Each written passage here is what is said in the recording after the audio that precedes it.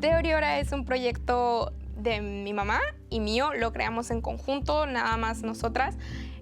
Ha sido súper padre porque pues empezamos literal desde cero y fuimos creciendo poco a poco y creo que ha sido bastante trabajo, ha sido un buen reto porque pues literal toda la chamba nos la echamos nosotras desde contestar correos, contestar mensajes, organizar los números de las participantes, que estén bien sus correos, sus nombres, que todo esté en orden, vaya, y solo somos dos. Entonces sí ha sido un gran reto, pero creo que ha sido fantástico porque incluso entre nosotras hemos aprendido a comunicarnos diferente, a hablar diferente, a entendernos de manera pues distinta a lo que hacíamos, ¿no? Cuando ha sido presencial ha sido pues una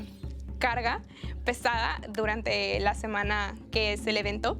pero realmente pues increíble, ¿no? Porque tenemos a los jueces, tenemos a tantas personas que viajan de México, a lo mejor hacen 12 horas de camino simplemente por bailar en nuestra competencia y lo agradecemos muchísimo. Entonces,